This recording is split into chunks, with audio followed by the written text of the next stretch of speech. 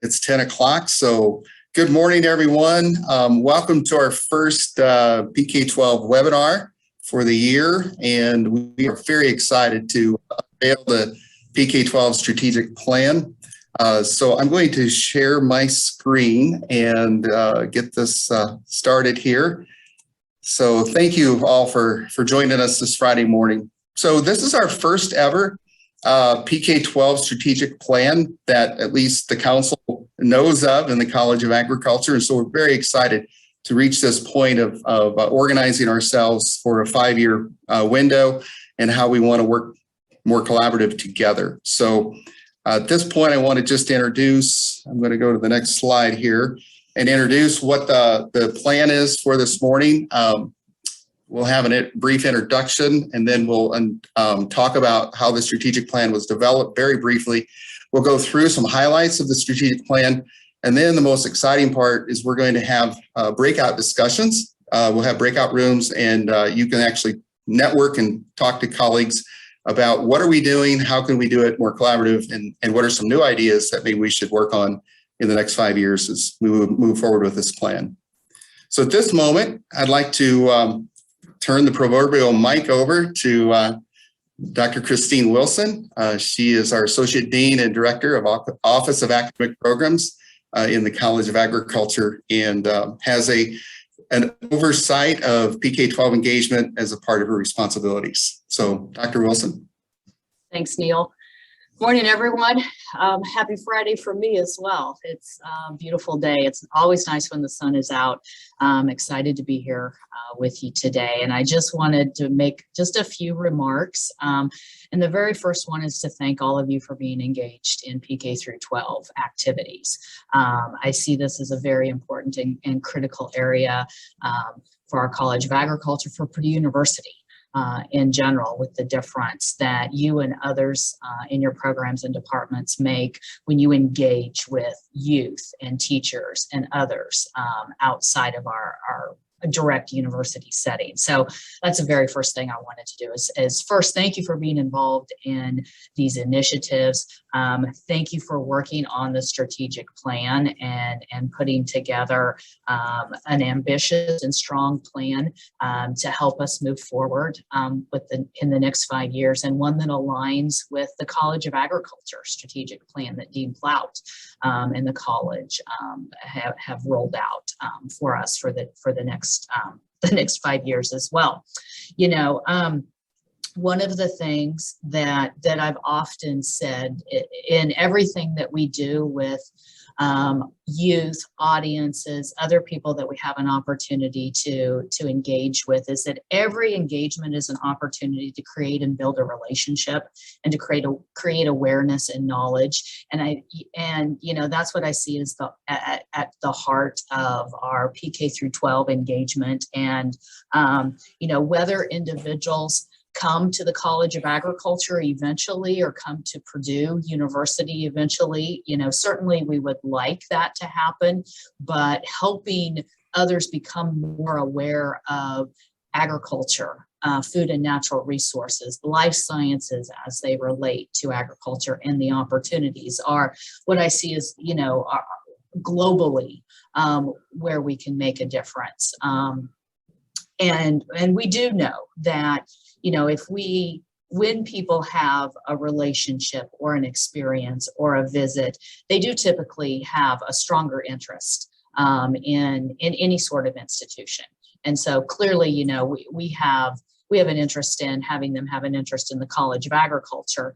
But if they have an interest in Purdue University or just being more knowledgeable about agriculture and food and natural resources and our life sciences, I think that there's a huge benefit just for our society in general. And so the work that this group and our colleagues, other colleagues who aren't on the call today, do is I see as critically important. So creating that awareness and that informed public. I think this group has, what I've seen in the past year, a lot of momentum going. And I'd like to see that continue. I think there are some really fun and great moves that we can make over the next 5 years. And so I'm excited to have all of you involved. I'm appreciative to have all of you in your programs involved. and I'm looking forward to it. I did also briefly want to mention many of you worked with Katie Dillier. Remember Katie engaging with the PK through 12 Council here. And, you know, Katie got an excellent career opportunity at the University of Arkansas. And so that's where she's at. We are moving forward to fill her position. We've renamed her position. The new title is Early Outreach Initiatives Coordinator, which fits with my vision of where that position falls within the Office of Academic Programs. It's part of our recruitment team. It's part of our relationship building team. And so that position is posted, it's out there. And so we're hoping to fill that with another excellent individual to engage with this group and to really be a leader in our early outreach initiatives. Hence the name Early Outreach Initiatives Coordinator. And so, you know, if you know people who might be a good fit, encourage them to apply for that position. So I will stop there. We've got a full webinar, full session today. So thank you very much, Neil, for giving me a few minutes to make some comments. Thank you, Dr. Wilson. I just really appreciated the kind of the layout of building a relationship, which creates interest and awareness, which leads to knowledge and hopefully better decisions. And hopefully that decision may be that we have more students because of PK-12 engagement studying in College of Agriculture here at Purdue. So very exciting to hear your vision and then to share in this work. This particular slide just notes that the language comes directly from the College of Agriculture strategic plan. So this was the goal mentioned, pre-recruitment strategy to build relationships, which really was nicely defined there. And thank you, Dr. Wilson, for sharing that. So at this moment, I'd like to give acknowledgements that the PK-12 Council was established over 11 years ago.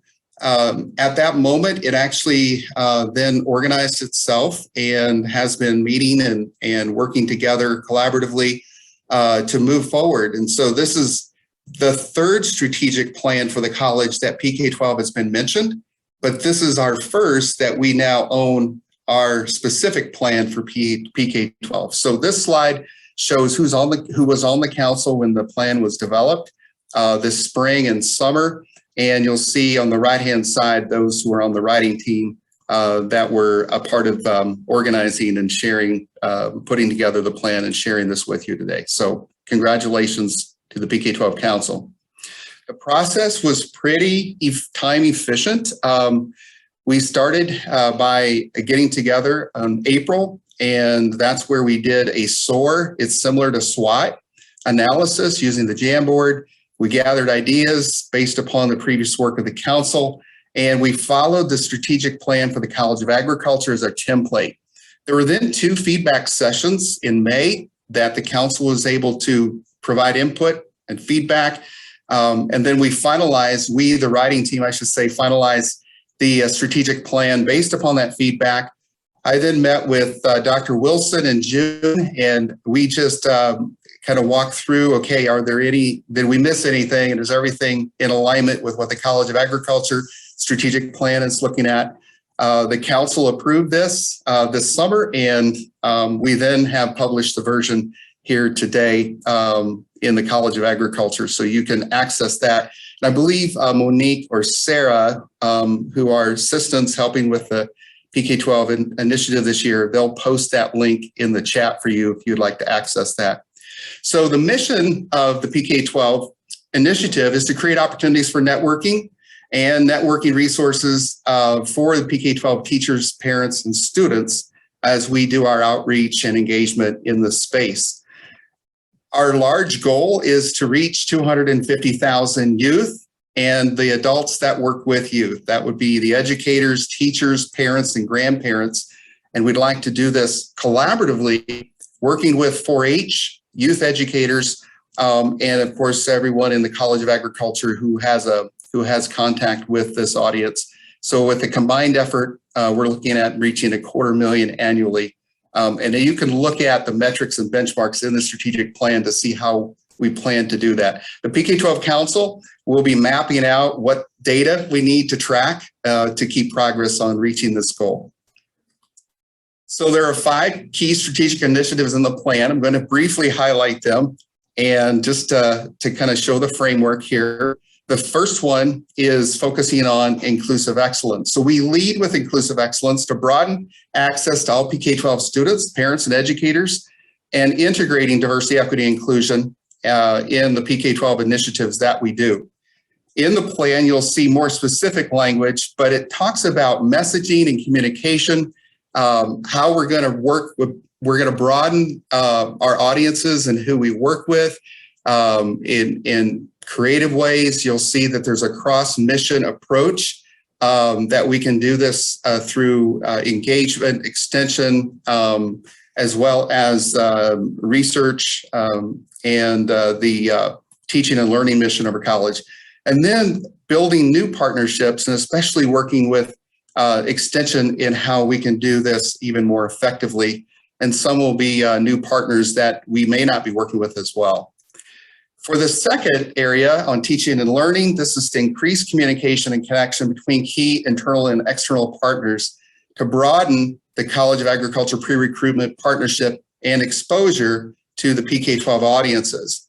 In the plan, you'll see it talks specifically about what is pre-recruitment and what does that look like for the college.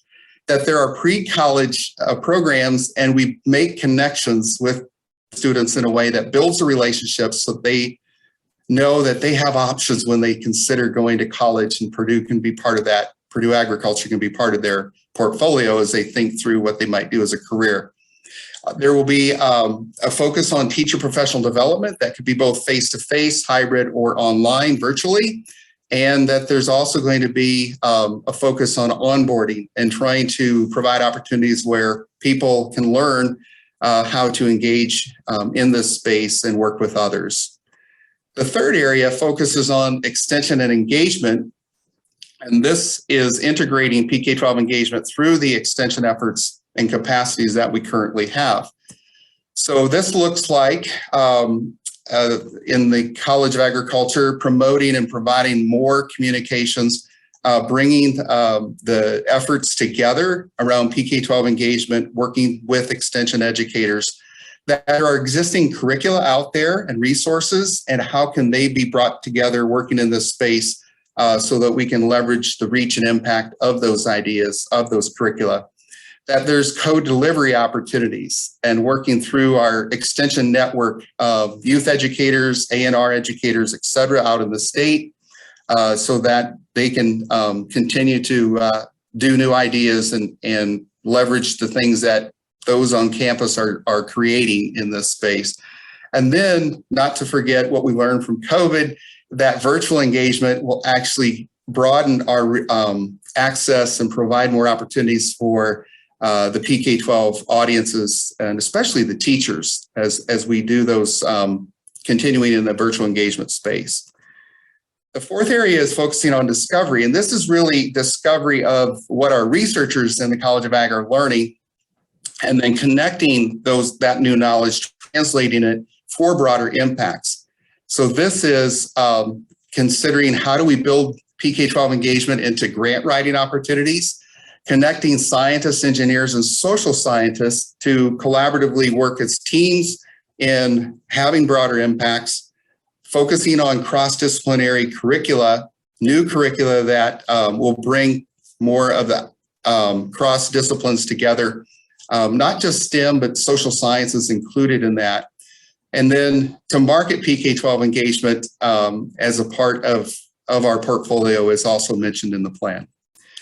And the fifth area is then to elevate the scholarship of learning in PK-12 engagement, celebrating excellence of faculty, staff, and advancing the knowledge base and best practices of PK-12 engagement.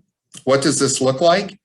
It looks like a PK-12 network, so people know who is working in this space and how can they work collaboratively together. Also that there's a promotion of excellence and impact through our awards program, that there will be professional development opportunities to learn how to then document impact and to share it then with others through dissemination and reporting and sharing. So those are the 5 areas of the strategic plan. I know I ran through those at a pretty high level, but you can click on the link and you can see the language more specifically in there. At this time, and I don't know if there were any questions that popped up in chat. I don't see any, but thank you for sharing the link, Sarah. So at this time, we're going to see if you have any questions about the plan, and then we'll transition to breakout rooms. So any comments or questions about the plan?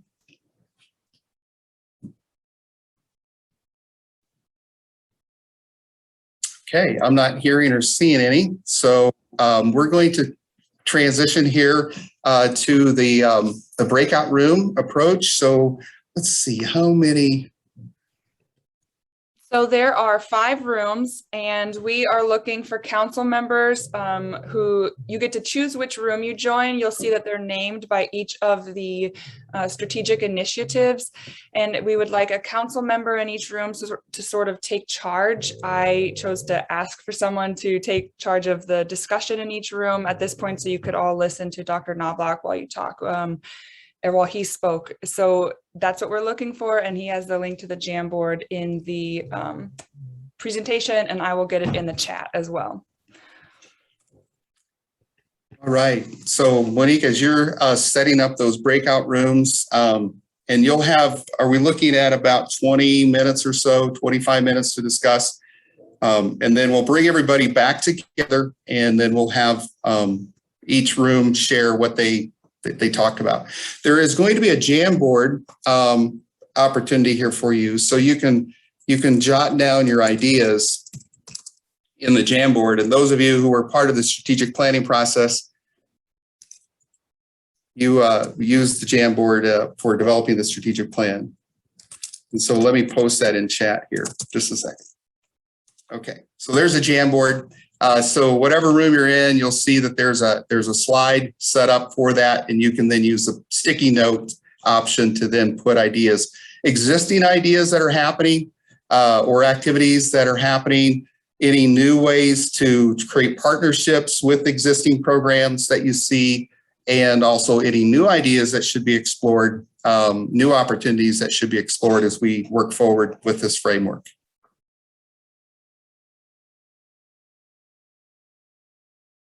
Here, we're going to just run through the list, and someone can speak up for each area. Just a few highlights. I mean, what struck you as, wow, that I'm glad we talked about this in the breakout room that you were in. So hopefully it was ours was inclusive excellence that I was in, and I thought it was really positive and engaging. So I don't know, Stephen or Zach. You want to share the highlights of inclusive excellence? I can go. So we talked about a few things. We went over some of the existing programs that we have, but I'll focus on the things that we said we want to consider for the future. There are a few items that really stood out to us. Was one, developing a list of PK-12 experts in relation to the different ag topics that we can share with our partner organizations when they're looking for somebody to work with. And not just anyone, so let's put Andrea's name, let's put people that are willing to actually do it and make sure that they know they're on this list.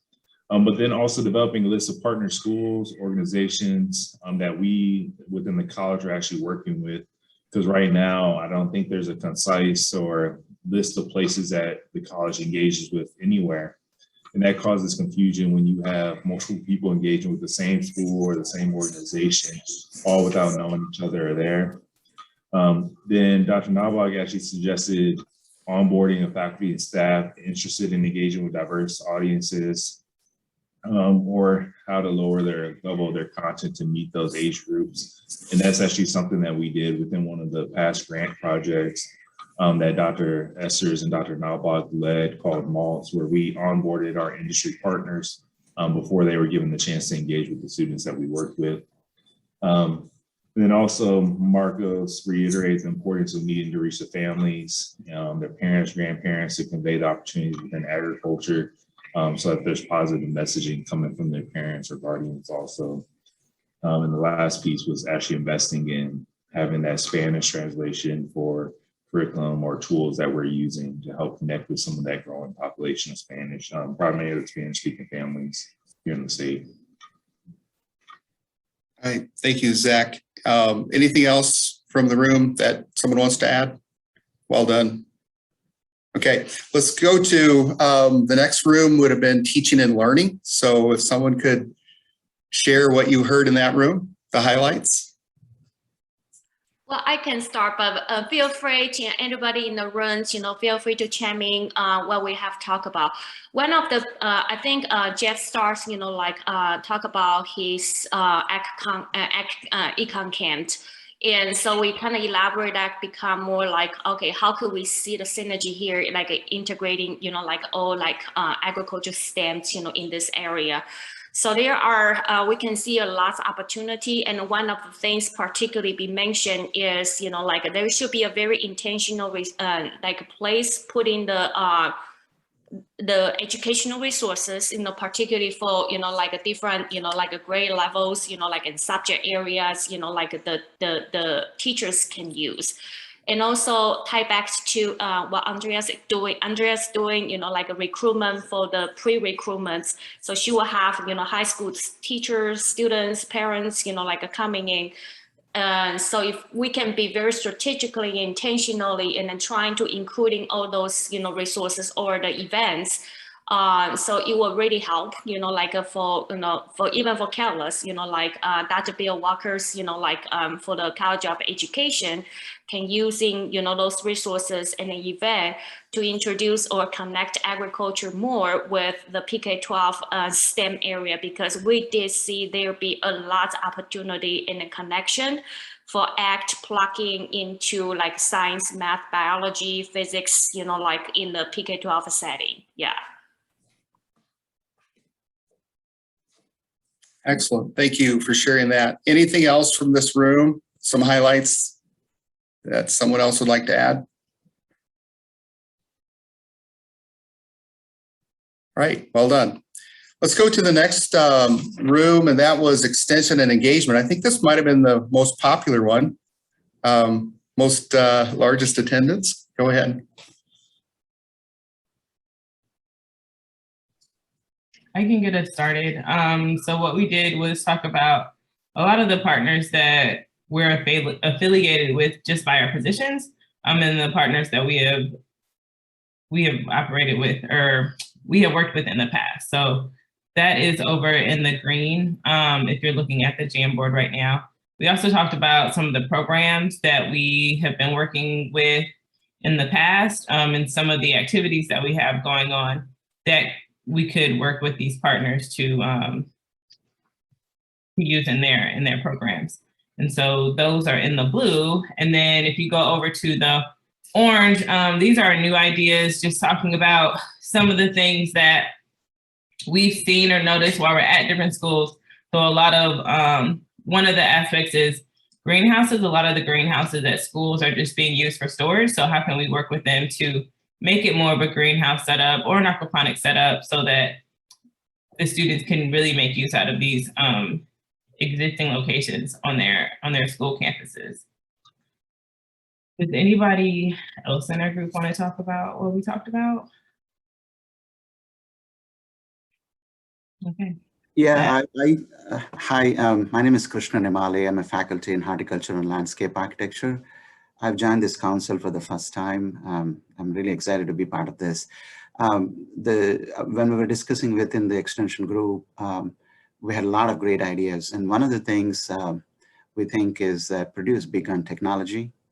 And in the last 3 years, me working with school children surrounding the Tippecanoe County area, we noticed that a lot of these kids are really attracted towards technology. And so maybe that would be a path to showcase what we do at Purdue.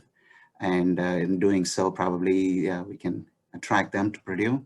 For example, in my area of research, we conduct a lot of work on smartphones. We can take pictures of plants and extract a lot of useful information about plants. But these things can be made much simpler so students can understand. And these things can be shown on their phones. And things like that happen, and it's coming from Purdue technology. I strongly believe that they'll really get attracted to our institution. So that was one other idea we discussed. I just want to share with the group. Thank you, Krishna, and welcome to the council. Excellent idea. So sounds like that was a fun group to be a part of. And we have one more group, Discovery. So how do you translate your new ideas and knowledge for broader impacts? Let's hear what that room discussed. All right, if nobody wants to go, I come somewhat organize the whiteboard. So I would say as far as existing activities, and you can read the details, but I would say something that I thought was interesting is like develop a badge program or something so that if you are doing research as part of a grant, you can show impact. The other thing that kind of stood out there, and I think this is what you're doing, Neil, is elevating how important PK through 12 is. Sometimes it's hard to get people understanding that. And part of that is because it's hard to show impact through research. So that's kind of some things we're doing or making progress on. As far as collaboration, I think a lot of, at least what we talked is better coordination, better communication. It's hard for researchers to know what other researchers are doing, even within their own department, and then how you make an impact with that. So that's something that collaboration could really improve some way if there's a way to do that. I don't know how it is. And then lastly, some ideas. And I would say part of this is helping people understand what agriculture is. People think of production agriculture, but a lot of our research could show maybe better examples of how you could see yourself in ag, not planting corn, but doing something with data or doing something with sensors or something like that, which could be relatable to a lot of people outside of agriculture. Thank you, Dan. Anybody else want to share some highlights from this room? Okay, I'm not seeing anybody unmute. So the fifth area, we didn't have a room that was populated with people. So the scholarship piece will be reserved for another day that we can work on what that might look like. But I'm just thrilled to hear all the great ideas and to see all of you here this morning and how this plan seems to connect with a lot of things that we're already doing. And then how do we just harness energy and momentum to even have greater impact, greater reach. And so I'm really excited about the things that I've heard. And thank you, Bill Walker, for joining us. Bill is from the College of Science and Education. And so it's potential collaborations here as we work across colleges as well. So next step is that we're going to have successive webinars that are going to focus on drilling into each of these areas. So the ideas you shared in the Jamboard, we're going to try to press into some of those ideas. If you know of anybody that you think would be good to invite to be part of the panel or leading the discussion on a future webinar in each of these strategic initiative areas, please let us know. And we're going to continue to go forward, figuring out, okay, how do we work better together and moving the needle on reaching 250,000 youth, parents, and educators each year. So thank you all. I think at this time, Monique has a quick little Qualtrics, if you would like to give us some feedback on how this webinar worked as we continue to go forward in planning the future webinars. So Monique, you can go ahead and post that, and then we'll close out here for the day. Thank you all for giving us your feedback. I posted it. Dr. Wilson, do you have anything you'd like to wrap up with before we go? No, just thank you again. Looking forward to moving forward. I was in the teaching and learning session, and I think there were a number of really good suggestions in that one. Thank you, guys. All right. Thank you, Dr. Wilson. And we'll look forward to your feedback on this survey. Thank you for joining us, and join us for the next webinar. So have a great weekend, everyone. Thank you. Hammer down.